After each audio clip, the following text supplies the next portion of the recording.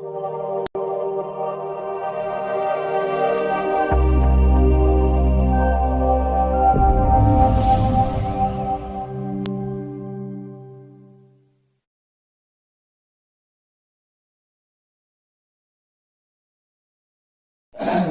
Working capital management ನಮಗೆ ಅಂದ್ರೆ Bengaluru north university ಅವ್ರಿಗೆ, ಎಸ್ಪೆಷಲಿ ಬೆಂಗಳೂರು ನಾರ್ತ್ ಯೂನಿವರ್ಸಿಟಿ ಅವ್ರಿಗೆ ಒಂದು 10 ಮಾರ್ಕ್ಸ್ ಕ್ವಶನ್ ಗ್ಯಾರಂಟಿ ಬರುತ್ತೆ.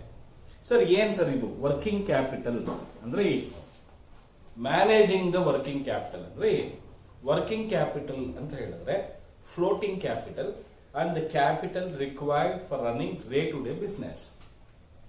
ಮನಿ required for doing business, day to day business. ಈ ಡೇ ಟು ಡೇ ಬಿಸ್ನೆಸ್ ಮಾಡೋದಕ್ಕೆ ನಮಗೆ ಕ್ಯಾಶ್ ಎಷ್ಟು ಇಂಪಾರ್ಟೆಂಟ್ ಅಷ್ಟೇ important, raw material important, labour important, over heads expenses important. Raw materials ಅಲ್ಲಿ ಅಥವಾ ಸ್ಟಾಕ್ ಅಲ್ಲಿ ರಾ ಮೆಟೀರಿಯಲ್ ಎಷ್ಟು ಇಂಪಾರ್ಟೆಂಟ್, ವರ್ಕ್ ಇನ್ ಪ್ರೋಗ್ರೆಸ್ ಅಷ್ಟು ಇಂಪಾರ್ಟೆಂಟ್, ಫಿನಿಶ್ ಗೂಡ್ಸ್ ಅಷ್ಟು ಇಂಪಾರ್ಟೆಂಟ್. ಇಲ್ಲಿ ನಮಗೆ ವರ್ಕಿಂಗ್ ಕ್ಯಾಪಿಟಲ್ ಅಂತ ಹೇಳಿದ್ರೆ ಒಂದು ಚೆನ್ನಾಗಿ ನೆನಪಲ್ಲಿ ಇಟ್ಕೊಳ್ಬೇಕು, current assets minus current liabilities. Current assets minus current liabilities. ಈಗ ಕರೆಂಟ್ ಅಸೆಟ್ಸ್ ಅಲ್ಲಿ ನಮಗೆ statement showing working capital required ಅಂತ ಹೇಳಿ ಫಸ್ಟ್ ಕರೆಂಟ್ ಅಸೆಟ್ಸ್ ಅನ್ನ ತಗೊಳ್ಬೇಕು. ಈ ಕರೆಂಟ್ ಅಸೆಟ್ಸ್ ಅನ್ನ ತಗೊಳ್ಬೇಕಾದ್ರೆ ಸರ್ ಏನೇನು ಕರೆಂಟ್ ಅಸೆಟ್ಸ್ ಬರುತ್ತೆ? ಫಸ್ಟ್ ನಮಗೆ cash in hand, cash at bank. ಓಕೆನಾ? ಇದು ಫಸ್ಟ್ ಒನ್. ನೆಕ್ಸ್ಟ್ ಡೆಟಾರ್ಸ್. ಸರ್ ಡೆಟಾರ್ಸ್ ಅಂದ್ರೆ ಏನು? ಡೆಟಾರ್ಸ್ ಅಂದ್ರೂ ಒಂದೇ, ಅಕೌಂಟ್ಸ್ ರಿಸೀವಬಲ್ ಅಂದ್ರೂ ಒಂದೇ. ಡೆಟಾರ್ಸ್ ಅಂತ ಹೇಳಿದ್ರೆ ನಾವು ಗೂಡ್ಸ್ ನ ಯಾರಿಗೆ ಕ್ರೆಡಿಟ್ ಅಲ್ಲಿ ಮಾರ್ತೀವಿ, ಯಾರಿಗೆ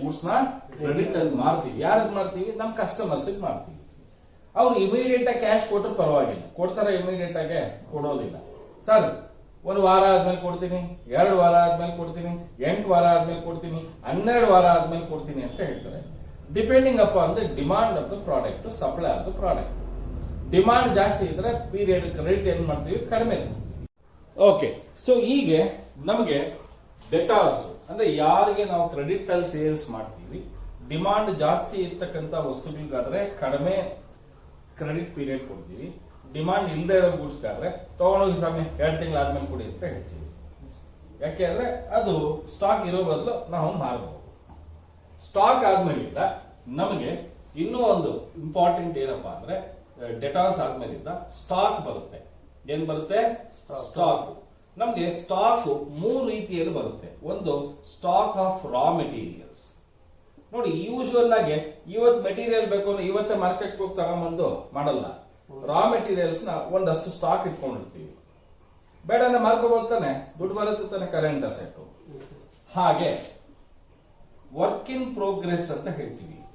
ಅಂದ್ರೆ ರಾ ಮೆಟೀರಿಯಲ್ ಪ್ರಾಸೆಸ್ ಅಲ್ಲಿ ಹಾಕಿರ್ತೀವಿ, ಅದು ಫಿನಿಶ್ ಗೂಡ್ಸ್ ಆಗ್ಬೇಕು ಅಂದ್ರೆ ಒಂದ್ 2-3 ಪ್ರಾಸೆಸ್ ಆಗ್ಬೇಕು, ಮಧ್ಯದಲ್ಲಿ ಉಳಿದಿರ್ತಕ್ಕಂಥ ವರ್ಕ್ ಇನ್ ಪ್ರೋಗ್ರೆಸ್ ಅಂತ ಹೇಳ್ತೀವಿ.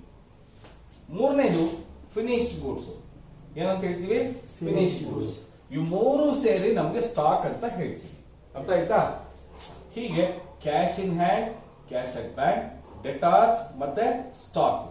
ಇನ್ನ 4ನೇದು ಪ್ರೀಪೇಯ್ಡ್ ಎಕ್ಸ್ಪೆನ್ಸಸ್ ಅಂತ ಹೇಳ್ತೀವಿ. ಅಂದ್ರೆ ಮುಂಗಡವಾಗಿ ನಾವು ಎಕ್ಸ್ಪೆನ್ಸಸ್ ಅನ್ನ ಕೊಟ್ಟಿದ್ದೀವಿ. ಏನಂತ ಹೇಳ್ತೀವಿ? ಮುಂಚಿತವಾಗಲೇ ಎಕ್ಸ್ಪೆನ್ಸಸ್ ನ ಪೇಮೆಂಟ್ ಮಾಡಿರ್ತೀವಿ. ಇಷ್ಟನ್ನು ಟೋಟಲ್ ಮಾಡಿದ್ರೆ ನಮಗೆ ಕರೆಂಟ್ ಅಸೆಟ್ಸ್ ಬರುತ್ತೆ. ಇದನ್ನ ಟೋಟಲ್ ಕರೆಂಟ್ ಅಸೆಟ್ಸ್ ಅಂತ ಹೇಳ್ತೀವಿ. ಇದರಲ್ಲಿ ನೆಕ್ಸ್ಟ್ ಒನ್ ಬಂದು ಕರೆಂಟ್ ಲಯಬಿಲಿಟೀಸ್.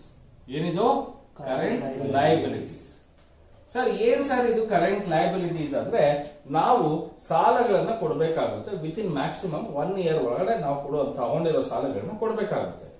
ಅದು ಬ್ಯಾಂಕ್ ಅಲ್ಲಿ ತಗೊಂಡಿರೋ ಓವರ್ ಡ್ರಾಫ್ಟ್ ಆಗಿರ್ಬೋದು, ಅಥವಾ ಸಪ್ಲೈಯರ್ಸ್ ಇಂದ ನಾವು ಕ್ರೆಡಿಟ್ ಅನ್ನು ಪರ್ಚೇಸ್ ಮಾಡಿರ್ಬೋದು. ಹಣ 2 ತಿಂಗಳು ಆದ್ಮೇಲೆ ಕೊಡ್ತೀನಿ, 1 ವಾರ ಆದ್ಮೇಲೆ ಕೊಡ್ತೀನಿ ಅಂತ ಹೇಳಿರ್ಬೋದು. ಎಕ್ಸ್ಪೆನ್ಸಸ್, ವೇಜಸ್, ರೆಂಟ್ ಇವೆಲ್ಲ ಕೂಡ ಇಮಿಡಿಯೇಟ್ ಆಗಿ ಆಗಲ್ಲ. ಇವತ್ತರದ್ದು ರೆಂಟ್ ಇವತ್ತು ಸ್ಯಾಲರಿ ಇವತ್ತೇ ಕೊಟ್ಬಿಡ್ತೀನಾ? ಈ ತಿಂಗಳೇ ಕೊಟ್ಬಿಡ್ತೀನಾ? ಇಲ್ಲ, 1 ತಿಂಗಳು ಟೈಮ್ ತಗೊಳ್ತೀನಿ, 1 ವಾರ ಟೈಮ್ ತಗೊಳ್ತೀನಿ. ಈ ತಿಂಗಳದ್ದು ಮುಂದಿನ ವಾರ ಕೊಡ್ತೀನಿ, ಮುಂದಿನ ತಿಂಗಳು 5ನೇ ತಾರೀಕು ಕೊಡ್ತೀನಿ, 10ನೇ ತಾರೀಕು. ಇಟ್ ಡಿಪೆಂಡ್ಸ್ ಆನ್ ಅದನ್ನೆಲ್ಲ ಏನ್ ಹೇಳ್ತೀವಿ ಔಟ್ಸ್ಟ್ಯಾಂಡಿಂಗ್ ಎಕ್ಸ್ಪೆನ್ಸಸ್ ಅಂತ ಹೇಳ್ತೀವಿ. ಫಸ್ಟ್ ಕ್ರೆಡಿಟಾರ್ಸ್ ಆಗುತ್ತೆ, ಎರಡನೇದು ಔಟ್ಸ್ಟ್ಯಾಂಡಿಂಗ್ ಎಕ್ಸ್ಪೆನ್ಸಸ್, ಮತ್ತೆ ಇನ್ಕಮ್ ಟ್ಯಾಕ್ಸ್ ಡ್ಯೂ. ಏನಿದು ಇನ್ಕಮ್ ಟ್ಯಾಕ್ಸ್ ಡ್ಯೂ. ಇಷ್ಟು ಕೂಡ ನಮಗೆ ಕರೆಂಟ್ ಲಯಬಿಲಿಟೀಸ್ ಅಲ್ಲಿ ಬರುತ್ತೆ. ಅರ್ಥ ಆಯ್ತೇನಪ್ಪ? ಇಲ್ಲಿ ನಮಗೆ ಯಾವ ಇಯರ್ ಇದು ಅಂತ ಹೇಳಿದ್ರೆ 2025 ನಲ್ಲಿ ಒಂದು 10 ಮಾರ್ಕ್ಸ್ ಕ್ವಶನ್ ಕೊಟ್ಟಿದ್ದಾರೆ. ಇದನ್ನು ಓದ್ಬಿಡ್ತೀನಿ, ಕ್ವಶನ್ ಅಲ್ಲಿ ಡಿಸ್ಪ್ಲೇ ಮಾಡಿರ್ತೀನಿ, ನೋಡ್ಕೊಳ್ಳಿ. You are required to prepare a statement showing working capital needed to finance level of activity 52,000 units as output. The following information available: elements of cost ಅಲ್ಲಿ raw material ಆದ್ಮೇಲೆ direct labor, overheads, total cost, profit and selling price. Next additional information ಕೊಟ್ಟಿದ್ದಾನೆ. ಏನಂತ ಹೇಳಿದ್ದಾನೆ? raw materials are in stock on an average for 4 weeks ಅಂತ ಹೇಳಿದ್ದಾನೆ. Average ಆಗಿ 4 ವಾರಕ್ಕೆ ಬೇಕಾಗಿರೋ ಮೆಟೀರಿಯಲ್ ನ ನಾವು ಇಟ್ಕೊಂಡಿರ್ಬೇಕು. ಓಕೆನಾ? 4 ವಾರಕ್ಕೆ ಬೇಕಾಗಿರೋಷ್ಟು ಮೆಟೀರಿಯಲ್ ನ ಇಟ್ಕೊಂಡಿರ್ಬೇಕು. ಹಾಗೆ ವರ್ಕ್ ಇನ್ ಪ್ರೋಗ್ರೆಸ್ 2 ವಾರಕ್ಕಷ್ಟು ವರ್ಕ್ ಇನ್ ಪ್ರೋಗ್ರೆಸ್ ಇಟ್ಕೊಂಡಿರ್ಬೇಕಂತೆ. ಫಿನಿಶ್ ಸ್ಟಾಕ್ ಆವರೇಜ್ 6 ವೀಕ್ಸ್ ಆಗುವಷ್ಟು ಫಿನಿಶ್ ಗುಡ್ಸ್ ಇಟ್ಕೊಂಡಿರ್ಬೇಕಂತೆ. ಕ್ರೆಡಿಟ್ ಅಲೌಡ್ ಟು ಕಸ್ಟಮರ್ ಅಂದ್ರೆ ಯಾರು? ನಮ್ಮಿಂದ ಯಾರು ಪರ್ಚೇಸ್ ಮಾಡಿರ್ತಾರೆ ಅಥವಾ ನಾವು ಯಾರಿಗೆ ಸೇಲ್ ಮಾಡಿರ್ತೀವಿ ಅವ್ರಿಗೆ ಕ್ರೆಡಿಟ್ಗೆ, ಅವ್ರಿಗೆ ನಾವು 8 ವಾರ ಟೈಮ್ ಕೊಡಬೇಕಾಗುತ್ತೆ. ನಮ್ಗೆ ದುಡ್ಡು 8 ವಾರ ಆದ್ಮೇಲೆ ಬರೋದಿದೆ. Credit allowed to supplier raw material is for 4 weeks ಅಂತ ಹೇಳಿದ್ದಾರೆ. ಕರೆಕ್ಟಾ? So credit allowed by suppliers for raw materials is 4 weeks. Lag in payment of wages and the overheads is 1/2 weeks, ಅಂದ್ರೆ 1.5 ವಾರ. It is necessary hold cash in hand, cash at bank 75,000. It may be noted that production is carried out evenly during the year and wages overheads accurately accrue similarly ಅಂತ ಹೇಳ್ತಾರೆ. ಇಷ್ಟು question ಇದೆ. ಈ question ಗೆ ನಾವು answer ಹೆಂಗ್ ಮಾಡ್ತಕ್ಕಂಥದ್ದು ಅದೇ ಇಂಪಾರ್ಟೆಂಟ್. ನೋಡಿ, ಇಲ್ಲಿ 52,000 ಯೂನಿಟ್ಸ್ ಅನ್ನ ಮ್ಯಾನುಫ್ಯಾಕ್ಚರ್ ಮಾಡ್ತೀವಿ. ಕರೆಕ್ಟ್ ಏನಪ್ಪಾ? ಈ 52,000 ಯೂನಿಟ್ಗೆ ನಮ್ಗೆ ಫಸ್ಟ್ ಕ್ಯಾಶ್ ಇನ್ ಹ್ಯಾಂಡ್ ಅಂತ ಹೇಳಿ 75,000 ರೂಪಾಯಿ ಕೊಟ್ಟಿದ್ದಾರೆ. ಎಷ್ಟು ಕೊಟ್ಟಿದ್ದಾರೆ? 75,000. ಹಾಗೆ debtors credit allowed to customer is 8 weeks ಅಂತ ಹೇಳಿದ್ದಾರೆ. ನೋಡಿ, ಯಾವಾಗ್ಲೂ ಅಷ್ಟೇ ನಾವು ಯಾರಿಗಾದ್ರೂ ಕಸ್ಟಮರ್ಸ್ಗೆ ಸೇಲ್ ಮಾಡಿದ್ರೆ ಅದರಲ್ಲಿ ಪ್ರಾಫಿಟ್ ಸೇರ್ಕೊಂಡಿರುತ್ತೆ. ಕರೆಕ್ಟ್? ಕ್ರೆಡಿಟ್ ಅಲ್ಲಿ ಸೇಲ್ ಮಾಡಿದಾಗ, ಯಾವ್ದ್ರಲ್ಲಿ ಮಾಡಿದಾಗ? ಕ್ರೆಡಿಟ್ ಅಲ್ಲಿ ಸೇಲ್ ಮಾಡಿದಾಗ ನಾವು ಯಾವುದೇ ಕಾರಣಕ್ಕೂ ಪ್ರಾಫಿಟ್ ಅನ್ನ ಅದರಲ್ಲಿ ಸೇರಿಸಿರೋದಿಲ್ಲ.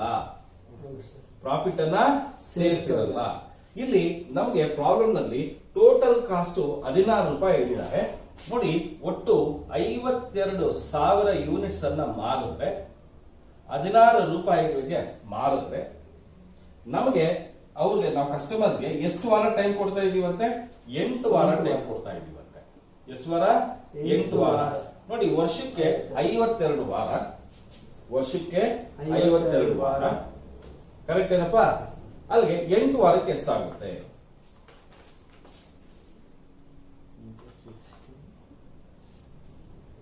ಹೇಳ್ಬೇಕು ಬೇಕನೆ.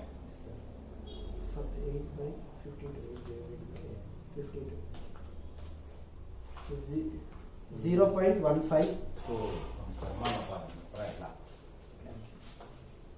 ಕ್ಯಾಲ್ಕುಲೇಟರ್ ಮಾಡಕ್ ಬರಲ್ಲ. 52,000 ಸರ್ ಬಿಡು, ಮಾಡ್ತೀನಿ ನಾನು. 1,28,000 ಎಷ್ಟು ಬರುತ್ತೆ? 1,28,000. ಬಿಡಿ, ನಾನು ಮಾಡ್ತೀನಿ. ಆಯ್ತಾ? ಇದು ನಮಗೆ ದುಡ್ಡು ಬರಬೇಕಾಗಿರೋದು ಕರೆಂಟ್ ಅಸೆಟ್. ಇರೋದು ಕ್ಯಾಶ್ 75,000, ಬೇಕಾಗಿರೋ ಕ್ಯಾಶ್ 75,000. ಓಕೆನಾ? ನೆಕ್ಸ್ಟ್ ಏನಂತ ಹೇಳಿದ್ದೀನಿ? ಸ್ಟಾಕ್ ಅಂತ ಹೇಳಿದ್ದೀನಿ. ನೋಡಿ, ಫಸ್ಟ್ ಪ್ಯಾರಾಗ್ರಾಫ್ ಅಲ್ಲಿ ಹೇಳಿದ್ದಾನೆ materials are in stock for 4 weeks ಅಂತ ಹೇಳಿದ್ದಾನೆ. ನೋಡಿ, ಒಟ್ಟು ನಮಗೆ 52,000 ಯೂನಿಟ್ಸ್ ನ ಮ್ಯಾನುಫ್ಯಾಕ್ಚರ್ ಮಾಡ್ತಾ ಇದ್ದೀವಿ. ಒಂದು ಯೂನಿಟ್ಗೆ ಮೆಟೀರಿಯಲ್ 8 ರೂಪಾಯಿ ಅಂತ ಹೇಳ್ತಾ ಇದ್ದಾರೆ. ಎಷ್ಟು ವಾರಕ್ಕೆ ಬೇಕಂತೆ? 4 ವಾರಕ್ಕಾಗುವಷ್ಟು ಮೆಟೀರಿಯಲ್ಸ್ ಸ್ಟಾಕ್ ಅಲ್ಲಿ ಇಟ್ಕೊಳ್ಬೇಕು. ಅಲ್ಲಿಗೆ 52,000 ಇಂಟು 8 ಇಂಟು 4 ₹32,000 ಅಷ್ಟು ಸ್ಟಾಕ್ ಆಫ್ ರಾ ಮೆಟೀರಿಯಲ್ ಬೇಕು. ವರ್ಕ್ ಇನ್ ಪ್ರೋಗ್ರೆಸ್ಗೆ 2 ವಾರ ಅಂತ ಹೇಳ್ತಾ ಇದ್ದೇನೆ. 52,000 ಇಂಟು ವರ್ಕ್ ಇನ್ ಪ್ರೋಗ್ರೆಸ್ ಅಂದ್ರೆ ಏನೇನು ತಗೊಳ್ಬೇಕು, that's very very important. Work in ಪ್ರೋಗ್ರೆಸ್ಗೆ ನಾವು ಏನೇನು ತಗೊಳ್ಬೇಕು ಅಂದ್ರೆ ಲೇಬರ್ ತಗೊಳ್ಬೇಕು, ಡೈರೆಕ್ಟ್ ಮೆಟೀರಿಯಲ್ ಕಾಸ್ಟ್ ತಗೋಬೇಕು, ಡೈರೆಕ್ಟ್ ಲೇಬರ್ ಕಾಸ್ಟ್ ತಗೋಬೇಕು, ಓವರ್ ಹೆಡ್ಸ್ 3 ತಗೊಳ್ಬೇಕು. ಏನ್ ತಗೊಳ್ಬೇಕು? 3 ತಗೊಳ್ಬೇಕು. 3 ತಗೊಂಡ್ರೆ ಎಷ್ಟು ಬರುತ್ತೆ? ₹16 ಬರುತ್ತೆ. ಇಂಟು 2 ವಾರಕ್ಕೆ ಎಷ್ಟು ಬೇಕಾಗುತ್ತೆ?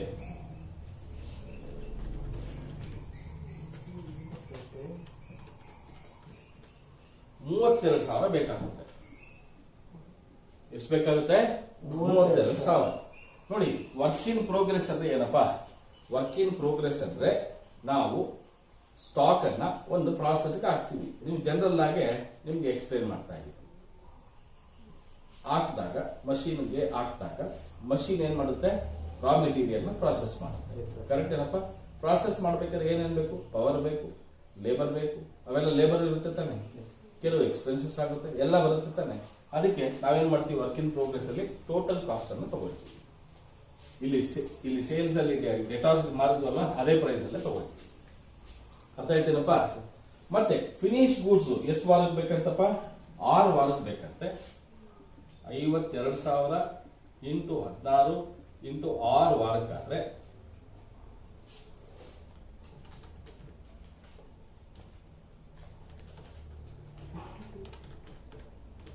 $96,000 ಬೇಕು. ಪ್ರೀಪೇಯ್ಡ್ ಎಕ್ಸ್ಪೆನ್ಸಸ್ ಏನೂ ಇಲ್ಲ. ಈಗ ಇಷ್ಟನ್ನು ಟೋಟಲ್ ಮಾಡಿದ್ರೆ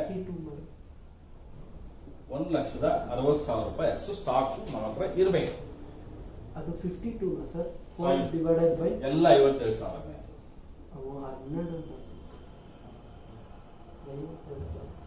ಅಲ್ಲಿಗೆ ₹3,63,000 ಅಷ್ಟು ಕರೆಂಟ್ ಅಸೆಟ್ಸ್ ಬೇಕು. ಈಗ ಸಪ್ಲೈಯರ್ ನಮಗೆ ಎಷ್ಟು ಕೊಡ್ತಾ ಇದ್ದಾನಪ್ಪ ಟೈಮ್ ಅಂದ್ರೆ 4 ವಾರ ಕೊಡ್ತಾ ಇದ್ದಾನೆ.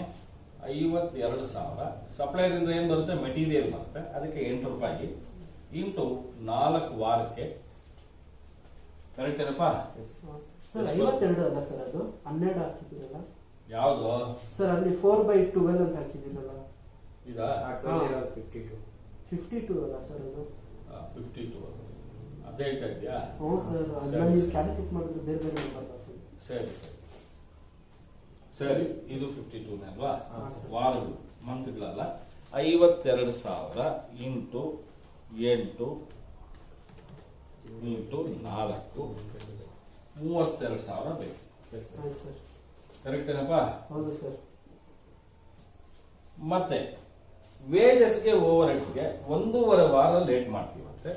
ನೋಡಿ, 52,000 ಯೂನಿಟ್ಸ್ ಮ್ಯಾನುಫ್ಯಾಕ್ಚರ್ ಮಾಡಿದ್ರೆ ಲೇಬರ್ಗೆ ನಮಗೆ ₹2 ಖರ್ಚಾಗುತ್ತೆ. ಓವರ್ ಹೆಡ್ಸ್ಗೆ ಇದು ವೇಜಸ್, ಇದು ಓವರ್ ಹೆಡ್ಸ್. ಓವರ್ ಹೆಡ್ಸ್ಗೆ ₹6 ಬೇಕಾಗುತ್ತೆ. 1.5 ವಾರ ಅಂತ ಹೇಳಿದ್ರೆ 1.5 ಡಿವೈಡೆಡ್ ಬೈ 52 3,000. ಇದು 3,000. ಇದೆಷ್ಟಪ್ಪ? 3,000.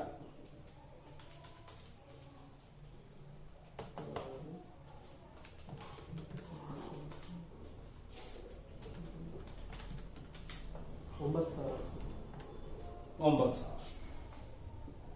ಇದೇನು ಇಲ್ಲ, ಟ್ಯಾಕ್ಸಸ್ ಡ್ಯೂ ಏನು ಇಲ್ಲ. ಇದೆಯಾ? ಇಲ್ಲ ಸರ್, ಏನು ಇಲ್ಲ. 12, 14, 4.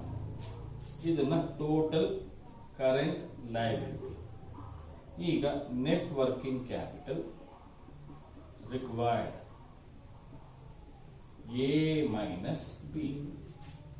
ಇದು ಮೈನಸ್ ಇದು ಮಾಡಿದ್ರೆ 9, 1, 3 ಎಷ್ಟು ಬರುತ್ತಪ್ಪ? $3,90,000 ಅಷ್ಟು ಕ್ಯಾಪಿಟಲ್ ಬೇಕಾಗುತ್ತೆ. ಇದಕ್ಕೆ 10 ಮಾರ್ಕ್ಸ್ ಬರುತ್ತಪ್ಪ. ಇದು 2025 10 ಮಾರ್ಕ್ಸ್ಗೆ. ಯಾವ ಯೂನಿವರ್ಸಿಟಿಗೆ? North university. ಅರ್ಥ ಆಯ್ತೇನಪ್ಪ? ಅರ್ಥ ಆಯ್ತಾ ಇಲ್ವಾ? ಸರ್. ಸರಿ.